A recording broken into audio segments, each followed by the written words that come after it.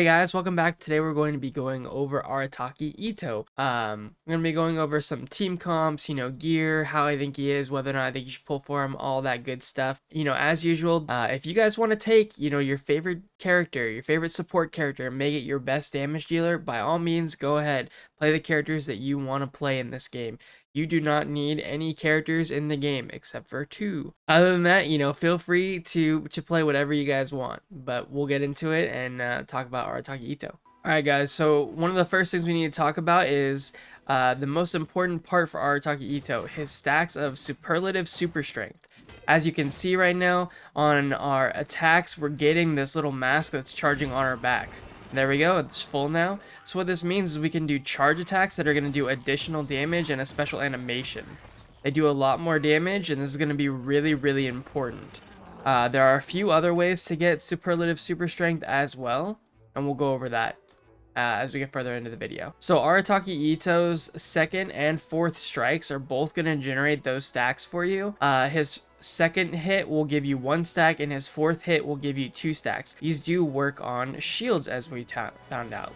So 1, 2, we just got an extra stack. So as you can see, you can get those charges up even when you are fighting against shields, which is awesome. Another way you can gain these stacks is by using your E skill, which throws out this little guy, does some geo damage, but he's going to taunt enemies. As you can see, every 2 seconds, if he takes damage, he can actually give you a stack, and then he'll also give you a stack when he leaves. So having that taunt is actually going to help you get even more stacks, and even if he doesn't take any damage, you can still get some stacks there to get the extra charges for your charge attacks. So when it comes to Arataki Itto's ultimate, the important thing to know is that he's going to actually give you geo damage that you're going to do on your regular swings, so like this. But then his charge attacks are going to do, that same huge damage increase as well. So we really want to be able to get those stacks of the Superlative Super Strength and then just start going to town and doing the big geo damage. You'll also know when it ends because he'll put the club away and he'll go back to his regular weapon. One other part that's going to be extremely critical to understanding how this character's damage works within his ultimate burst is that his ultimate is going to give you 103% of his defense at level 10 as attack. So you're going to be getting a huge attack bonus if you're building for defense, which we want to do, as you'll find out later on. And what you'll actually see is that with that huge defense bonus, you'll get like 4,000 attack in some cases, which is going to be awesome for doing big damage while he's within his elemental burst. 2 more things that I think are worth adding to this is that when you use his ultimate, his 1st and his 3rd strikes now also grant you stacks of Superlative Super Strength, only 1 stack each, and then using it also decreases his own elemental and physical resist by 20%. So you do want to have, the ability to make either some shields or have a healer on your team. Arataki Itto's 1st passive gives him additional attack speed based off the amount of times he's done his charge attacks. So you do want to try and get this additional attack speed up so that way you can do more damage during the duration of his ultimate. What this means is each consecutive slash is going to be faster and faster and faster, but obviously if you have more, let's say you have 5 charges of Superlative Super Strength, or even higher if you get constellations and stuff, you're going to be doing faster and faster slashes with his charge attacks as you do more in one go. So Arataki Itto's 2nd passive is pretty important for his damage. He's going to be increasing his charge attack damage by 35% of his defense, which is going to go along really great with the way that his ultimate gives him a huge attack buff based on that defense. So Arataki Itto's final passive is that when you obtain logs from, collecting wood and stuff, you have a 25% chance of getting an additional log.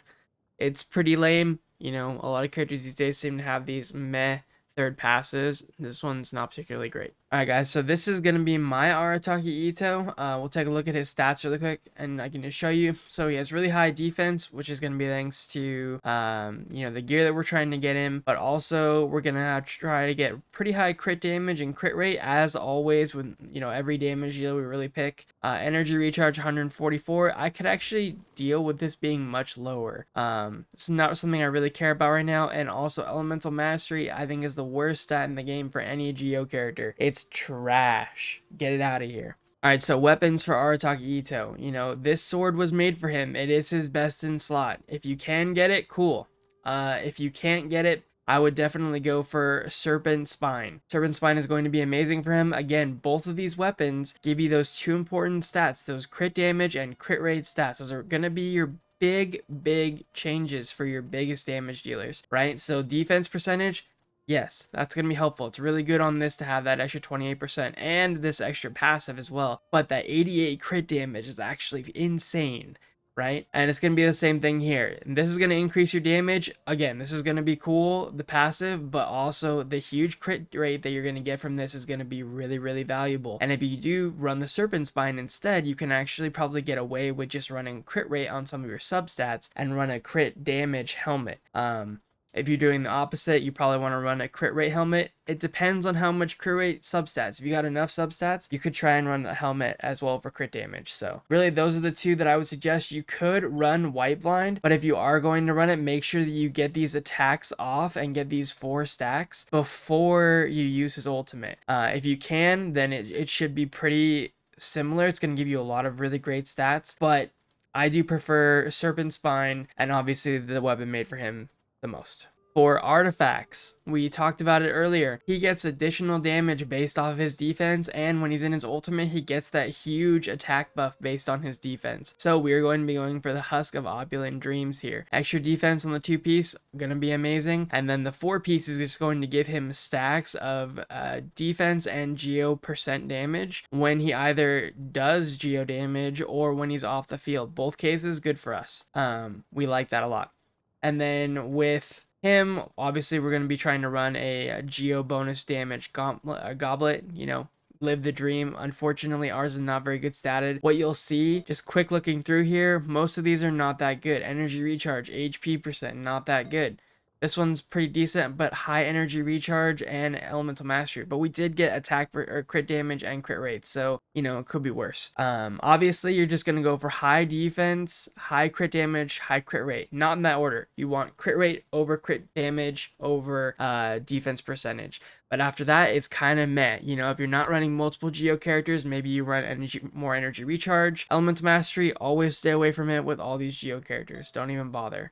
As you can see here, again, not good. Elemental Mastery, Energy Recharge. Like, no crit damage on any of this is not good. Again, this was okay. I mean, really high attack, but, like, not that good.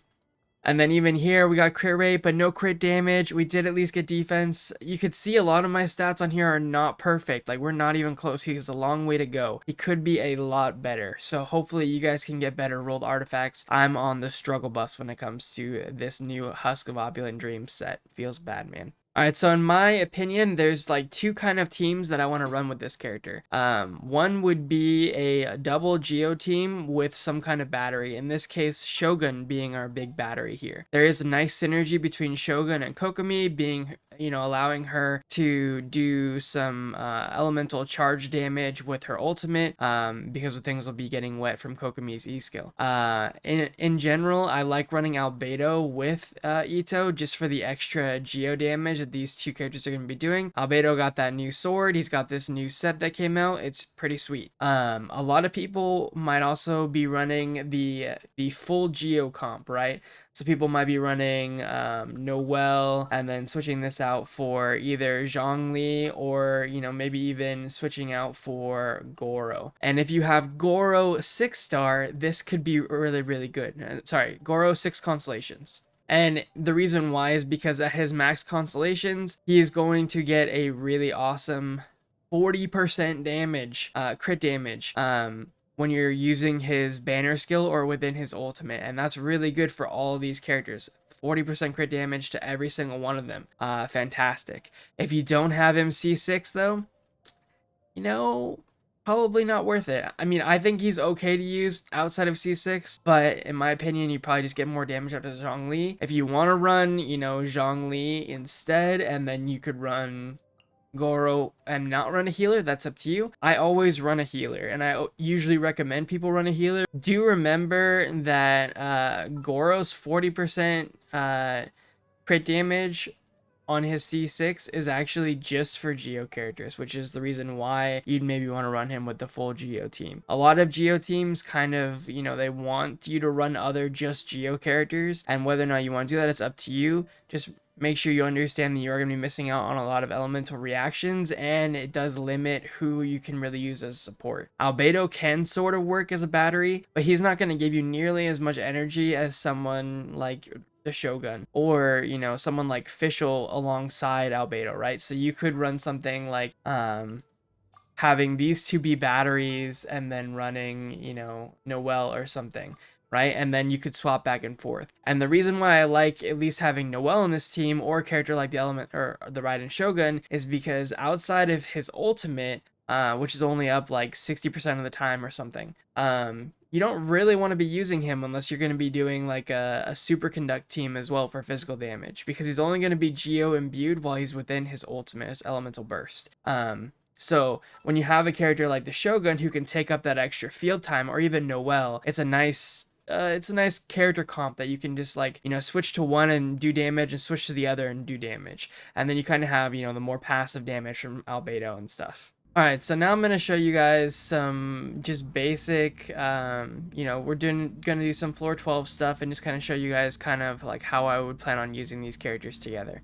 I am using the all Geo team. Keep in mind, my Noelle and my Zhongli are not very invested. They're like level 70 with like pretty minimal gear, pretty minimal talents. Nothing really special at all. Okay, I think I didn't mess it up. Okay. So we kind of get the charges up of our Superlative Superstrength, and then we just go straight into our big damage from our charge attacks. As you can see, part of what's so good about Arataki Itto is the fact that his charge attacks animation is so big. Like, it's actually ridiculously large. And so it makes it really easy to hit all these characters from like pretty much wherever they might be standing, even if they're not that close. Arataki Itto will kind of just do the extra little like lunge to get over there. As you can see, we already have his ultimate back up, but if we needed more downtime or we needed healing, this would be a good time for Noelle. And with all these characters, we're just generating more and more particles, right? We'll get back in here. We'll probably should have gotten more Superlative Superstrength, but that's okay. We'll just do this, and then we'll get going.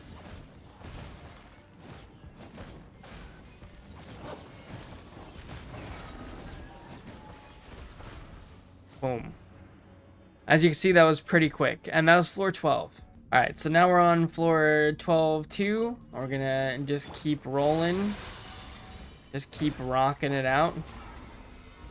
You do gotta be careful, because if you're bad with Zhongli's pillar like me, you'll probably end up doing something like that at some point.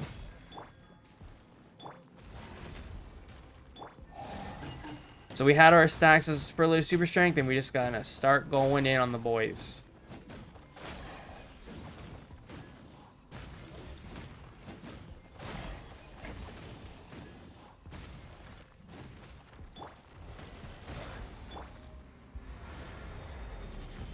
We'll go ahead and drop the pillar, get the shield, our defense, and an elemental resist shred on the boy here. See right there, we had some downtime that we probably could have been doing work as Noelle instead, but we did get some stacks of Superlative Superstrength there, so not too bad. And we just kind of keep plowing away. And there you go. All right, so we're gonna have some background footage going on right now of like floor 11 using Kokomi and Shogun, and my favorite team with Arataki Itto. So first, let's talk about what I think is good about Arataki Itto. So he does a lot of good geo damage. He's got good burst while he's in his ultimate. Very, very cool. Animations are sweet. Good damage overall.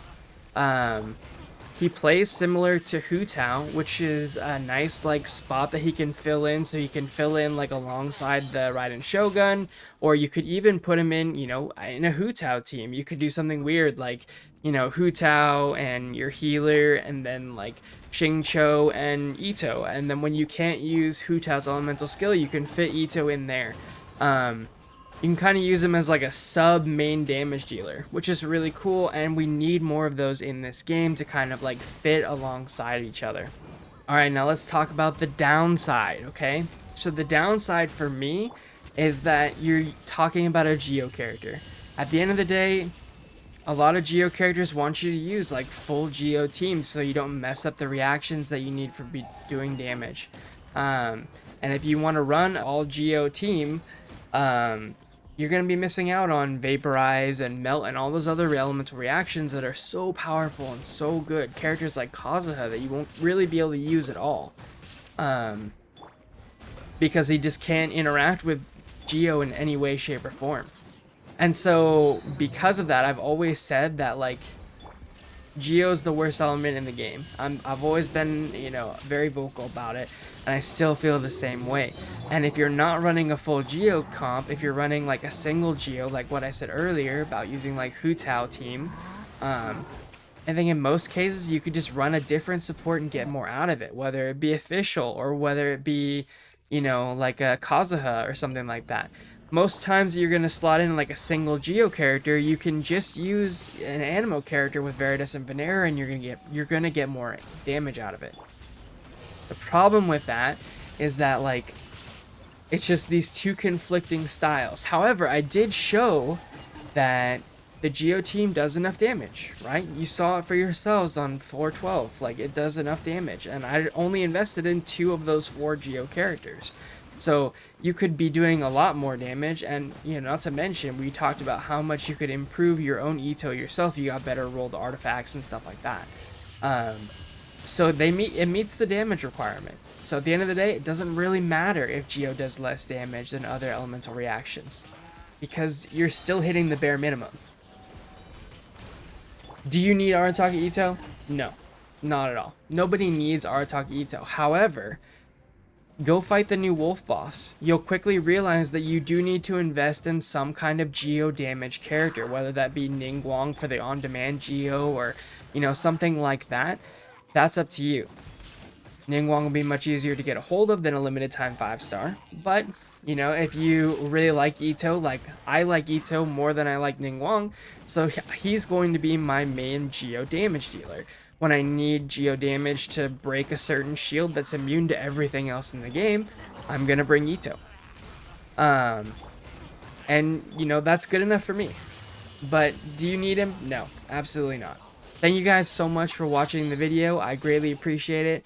If you want to check us out over on Twitch, it's just Zarenessen over there on twitch.tv. Feel free to drop by. We play Genshin, we play other games, we do all the stuff. We're going to be doing more videos like this, so feel free to like and subscribe if you like the video and you want to see more of this stuff. We're going to be a little bit more on time. The holidays were kind of weird, so this video is kind of a bit late. So hopefully this can help you guys out if you guys are looking for last minute help, and I'll catch you guys in the next one. Thank you guys so much. Peace out.